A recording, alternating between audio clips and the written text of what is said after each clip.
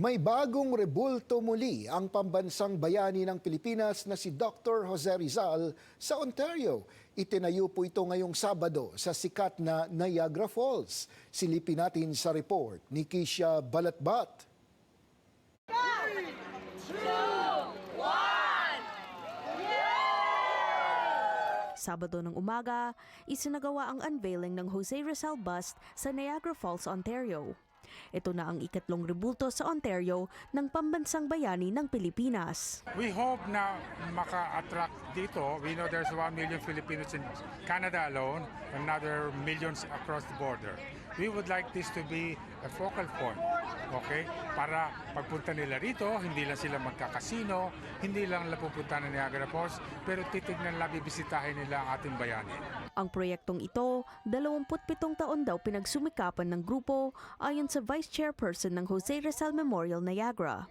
Aniya, noong 1998, sinubukan ng Filipino-Canadian Association of Niagara na mapaaprubahan ang isang marker ni Rizal na ibinigay ng National Historical Society ng Pilipinas.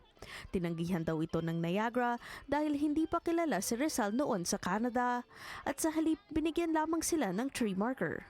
Pero hindi tumigil ang grupo sa paglaban para dito. Finally, in 2023, na-approve kami sa marker.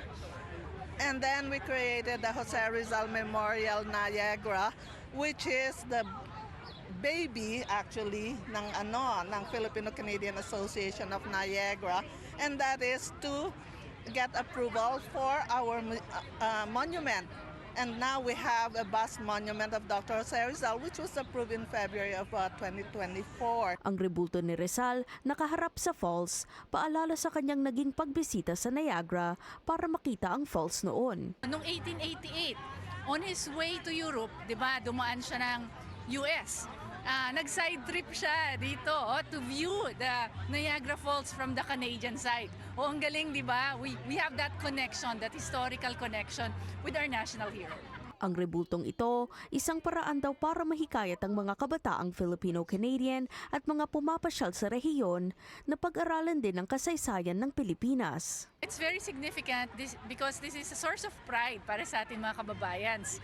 At tuwing makikita nila to, they feel that connection to the Philippines. Pwede nilang dali ng mga pamilya nila dito, mga anak nila o apo nila. And that's a way to spark interest sa younger generation ng Filipino-Canadians about their Filipino roots. Importante sa atin para mga Pilipino na huwag natin kakalimutan Pilipino tayo. Kahit na Filipino-Canadian tayo, dapat ang puso natin ay Pilipino. So the only way for us to always remember na Pilipino tayo is kung meron tayong mga memorials na gito. At lalo na sa mga kabataan, we would like them to be inspired by Dr. Jose Rizal's teaching. Sana sundin nila yon. Sana maging inspirasyon siya. Kasi ang mga bata, sabi nga ni Dr. Rizal, yaan ang pag-asa ng bayan. Mahalaga rin daw magkaroon ng isang lugar na mapupuntahan ng mga Filipino-Canadians para matutunan ng mga bahagi ng kanilang kultura. Layon pa ng grupo na makapagtayo rin ng Casa Rizal sa Niagara, isang museum na replika ng bahay ni Rizal sa Calamba. We are going to have a Filipino Cultural Center and we call it Casa Rizal. Itong Casa Rizal, gagayahin natin yung bahay niya sa Calamba, his birthplace.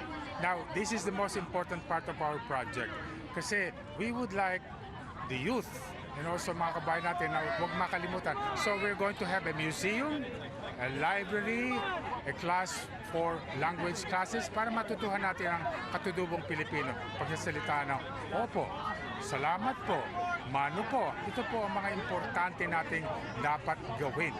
May 7 rebulto na si Rizal sa iba't ibang panig ng Canada. Simbolo raw ng malalim na relasyon ng Pilipinas at Canada at patuloy na pagkilala sa kontribusyon ng mga Pilipinong migrante sa lipunan ng bansa. Kisha Balatbat, Omni News, Toronto.